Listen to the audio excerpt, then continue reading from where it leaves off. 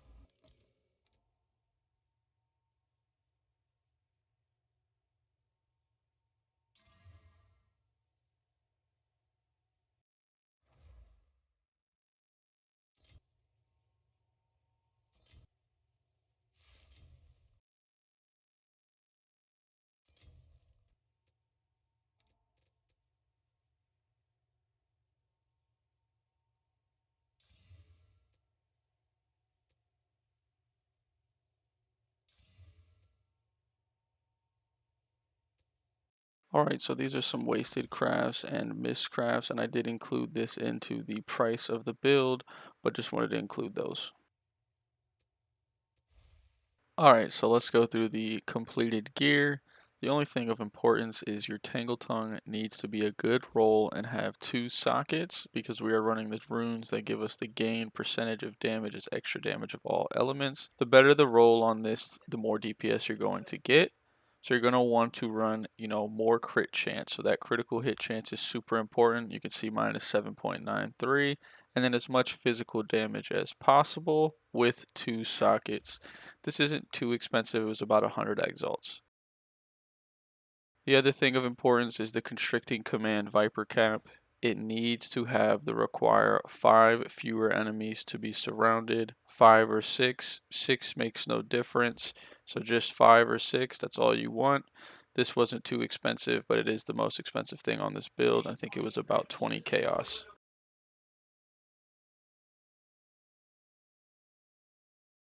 For your Sacred Flame Scepter, you do want to have more gain percentage of damage as extra fire damage. The higher the number, the better.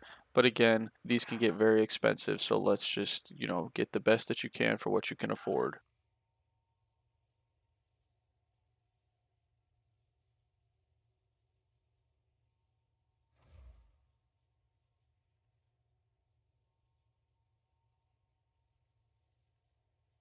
For rings, I do not have the best rings. However, just go for resistances and 2 flat damages. So whether it be physical, cold, fire, or lightning, just look for tier 2 or tier 3, as this will give you a nice DPS increase for the amount of price. Now, if you do plan to do budget crafts like I did in this video, make sure to craft your boots and your body armor first, as it is a lot easier to get your resistances on your rings using catalyzing exaltation omens, and crafting extra rings is just a little bit cheaper than crafting boots. So crafting a few extra is totally fine. As you saw, I had some wasted crafts. Please also note that I was swapping between pulsar kiln and a regular ring for mapping. Alright, now we're going to run through the skill gems very quickly. Please note that for Spirit Throw and Spear Stab, these skill gems are just used for storage, so you can put whatever support gems you would like in them. Please also note that I'm using level 20 Spirit gems that are corrupted. However, this does not really play that big of a DPS increase, and the only thing that has been accounted into the budget are the level 20 regular skill gems, and you should only upgrade both Lightning Spear and Fangs of Frost to level 20 along with a corruption of +1, and this has been calculated into the total cost of this build.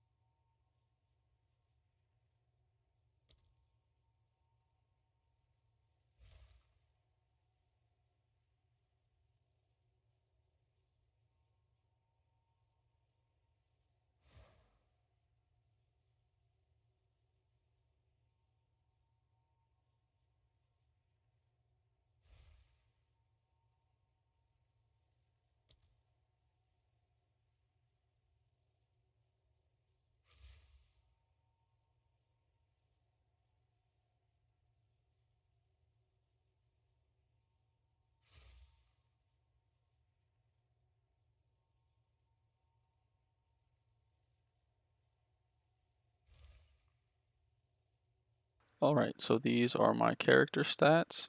We can see that we're running a little bit low on life and energy shield, but it's okay because we're freezing everything, so we still feel, a little tanky.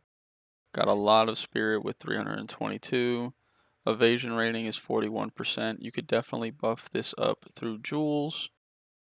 Got cap resistances, 40% damage prevented by deflection with a 20% deflection rating.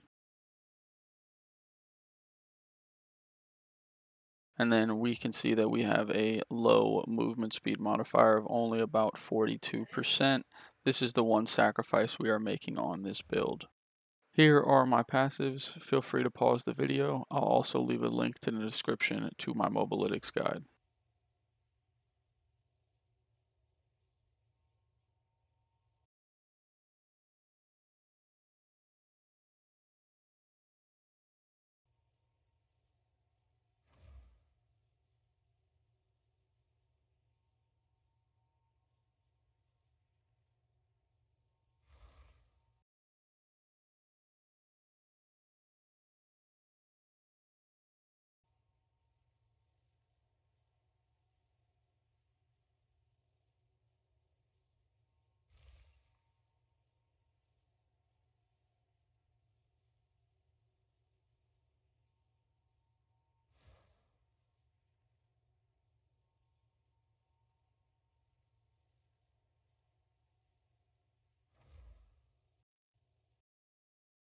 Alright, so for jewels, you're looking for as much critical hit chance and critical damage bonus as possible with spears. Now, if you try to get 4 modifiers with everything that you want, these jewels will be super expensive. So what I did was I would buy jewels that had 3 modifiers and then desecrate for my 4th modifier to get something that I wanted. This made my cost of jewels about half a divine and saved me a lot of currency, and this is the best way. But you're typically looking for critical hit chance and critical damage bonus. However, some of my jewels I did end up picking up attack speed just to save currency because I didn't want to go over, a certain budget. For the Heart of the Well, I just wanted to get 1 gain damage along with critical damage bonus. I felt this was the best for the amount of currency. Alright, now let's get into the total cost of the build. So at the time of this video, 1 Divine is about 1800 exalts, 1 Chaos is 52 exalts, and 1 Orb of Annulment is 400 exalts. So for our uniques, including our Heart of the Well diamond and Prism of Belief diamond, our total came out to 4,404 exalts, or about 2.5 divines. For our rares, our total cost came out to 3,801 exalts, which is about 2.1 divines.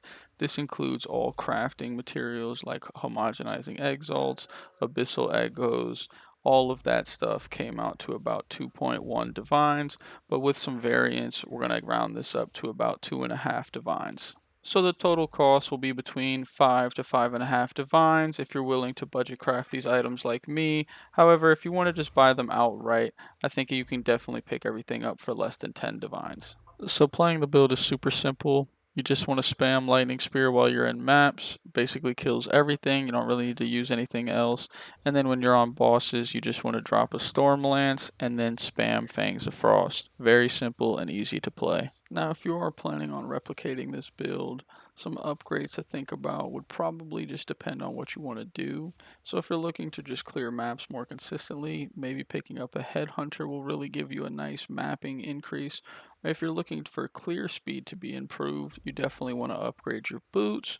However, if you do not have good rings, rings can really buff your rarity as well as your damage overall if you are on Ritualist. There are many ways you can go for upgrading it. I don't think I'm going to min-max this build as I think I'm going to move on, but I hope everyone does enjoy this budget build. Furthermore, I do think this build will work in upcoming patches.